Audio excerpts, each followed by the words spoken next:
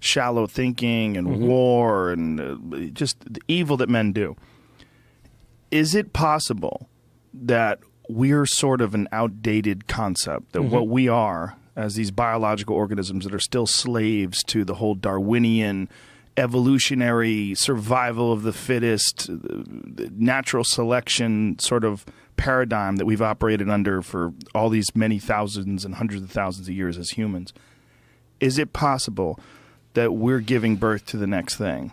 That just like we don't long for the days when we used to be monkeys throwing shit at each other from the trees, one day we will be something different, whether it will be a combination of us and these machines, or whether we're going to augment our own intelligence with some sort of artificial, whether it's some sort of an exo brain or something that's going to take us to the, or it's going to be simply that we create artificial intelligence. Artificial intelligence no longer has use for us because we're illogical, and then that becomes the new life form. Yeah. And then we're hide in the cave somewhere, hoping the Terminators don't get us. Yeah, I mean, I think, like, over the long term, I mean, with all of these things, the question of kind of timelines is very hard.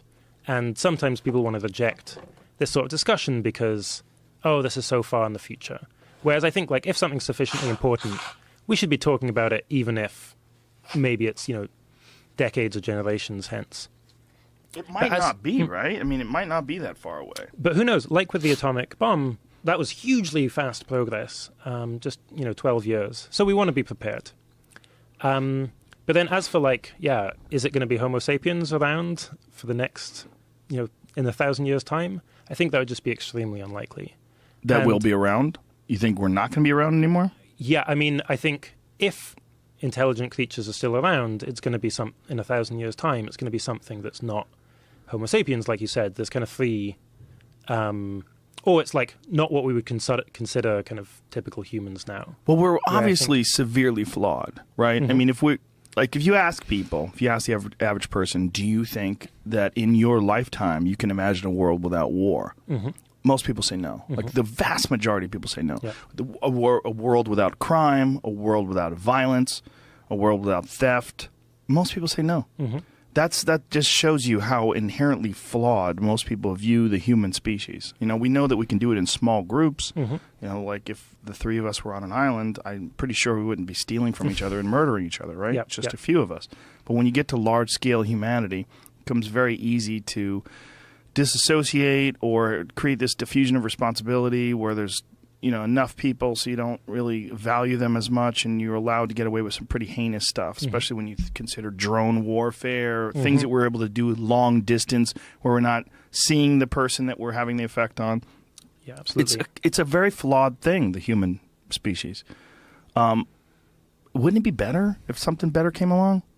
I mean, I think there's, sort of. Yeah, I think there's not a case good for you and I, though. Not, well...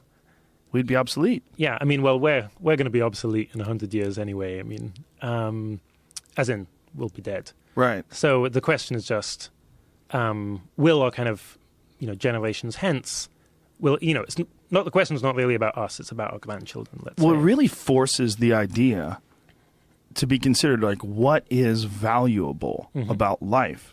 Like, is it the experience? Is it happiness? Is it shared fun? Is it love? Like, what's valuable about being a person? Yeah. And how much of that is going to change if we're made out of something that people have created, or maybe we're made out of something artificial intelligence has created because we've created something that's far superior to us. So, yeah, I mean, I have a view on this, as you might expect, where, I mean, in my view, the thing that's valuable and the only thing that's valuable ultimately is conscious experience. So that's good, good conscious experiences, happiness, joy, and so on. That's positive. That's good for the world. Negative conscious experiences, suffering, pain, distress, those are bad for the world. And so that's why, it's a good thing for me to do some service to you, to benefit you, but I can't do anything good to benefit this bottle of water. Right. And so then the key question in terms of what should we think about, supposing it is the case that, 1,000 years' time, it's now synthetic life, it's artificial intelligence or something that's that are in charge and there are no longer any humans, would this be good or bad? The question for me is, are they having conscious experiences, and are those conscious experiences good or bad? So that's it, just conscious experience. Yeah, so it's a controversial. Seems so selfish. It's a controversial view. There's a thought experiment which is often used to challenge this view. Do you want to hear it? Yes. So it's called the experience machine. Ooh. And the idea is, supposing that tomorrow you could plug into this machine. It's like the most amazing VR you could ever have.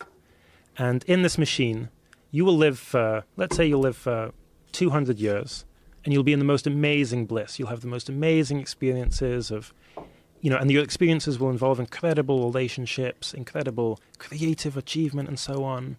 And it'll just be like the perfect life that you could live experientially for the next 200 years. And the question is, insofar as you are self-interested, so put aside considerations you might have about wanting to make the world a better place, but just insofar as you care about yourself, would you plug into this thing? Bearing in mind that in a certain sense, all of these experiences are going to be fake. You're going to have experiences of having amazing friendships, writing great works of art, and creating great works of art, and so on. But they're not going to be real. It's just sensory inputs provided by a computer. Right. So the question is, would you, or ought you, insofar as you're self-interested, plug into this machine? What would you answer? That's a very good question. I might already be plugged into it, right? I mean, so this is a great question. Right. And I think it's a good argument against, is the question, well, supposing you were already plugged in, would you unplug? Supposing I told you that actually you're a banker in Monaco and... Fuck Monaco. I'm not interested in that. No. I want to stay right here. Yeah. So can I stay plugged in, please? Do I have to pay more? What do I have to do? You would have to do nothing. But it's interesting then if people think... So most people, and it seemed like maybe yourself, would intuitively you'd say, no, I wouldn't plug into this machine. I don't know if I would say that. I would have to really deeply consider it, because right now it's just so abstract, this idea that could be possible. It's fantasy. We're having fun. But when you talk to the leading minds when it comes to virtual reality or artificial reality or simulation theory, when they start talking about what will be possible one day, they're going to, without a doubt, within 100 years or 500 years or whatever the number is, they're going to be able to create an artificial reality that's indiscernible from this reality. You're going to be able to feel things. There's going to be emotions that come to you. They're going to be able to recreate every single aspect of an everyday life. It's just a matter of time. I mean, they're really close now, and not really close in terms of, like, they don't give you emotions and they don't give you feeling, but if you put on an HTC Vive and go through some of those virtual reality games, I mean, it's bizarre how real it feels. Yeah. And when you go back to, like, playing Pong, did you ever play Pong? Yeah, absolutely.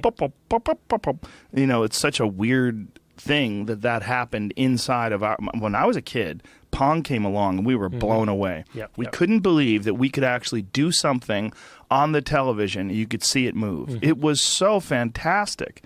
And if you gave that to one of my kids, they'd spit on it. They'd be like, what kind of piece of shit video game is this? Like, they would think it's just so ridiculous. But to me, at the time, it was amazing.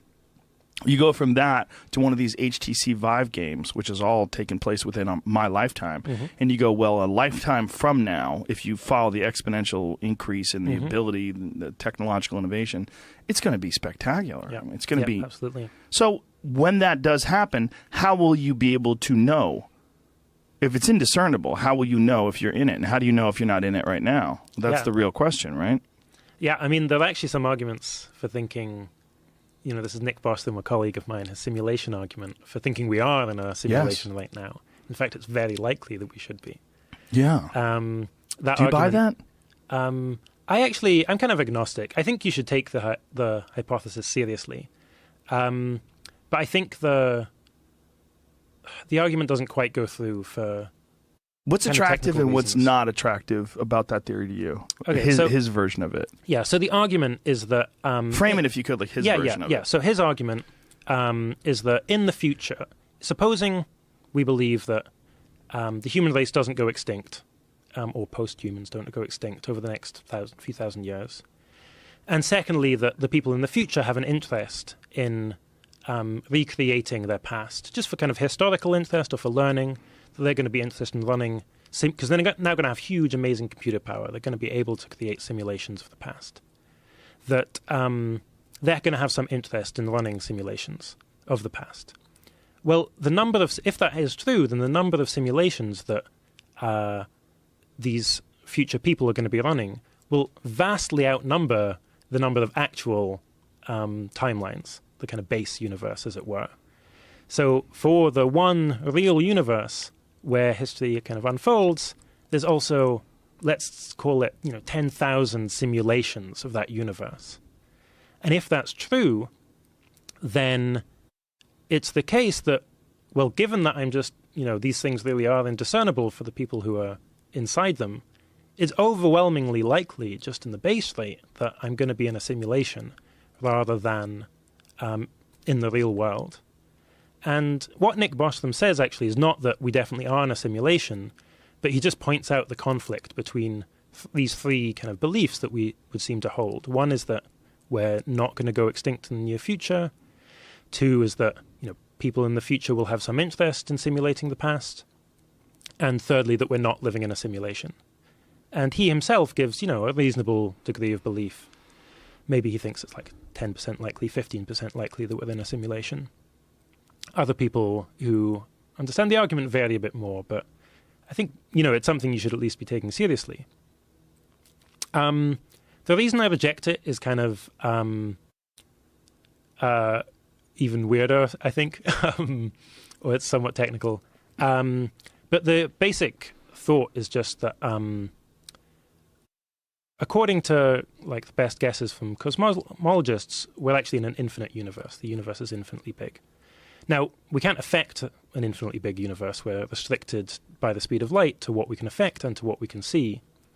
But the best idea, according to the best theory we have, universe just kind of keeps on going. But if so, then there's already an infinite number of observers, of people kind of in that bottom universe. And that means that you've now got kind of an infinite number of people kind of experiencing things, and then you've got the simulations, and you've got 10,000 simulations. But you can't say there's 10,000 times as many simulated beings as there are real beings, because there's already an infinite number of real beings. You're looking so consternated. No. Go ahead. Keep going. But that means if you've got... So the key of of Bostrom's argument was that you've got 10,000 times as many simulated beings as you have real, non-simulated beings.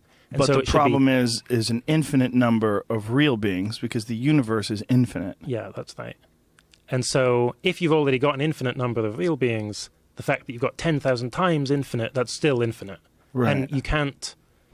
It's kind of a case where, our best methods of assigning degrees of belief to things kind of run out. If you think it's, there's an infinite number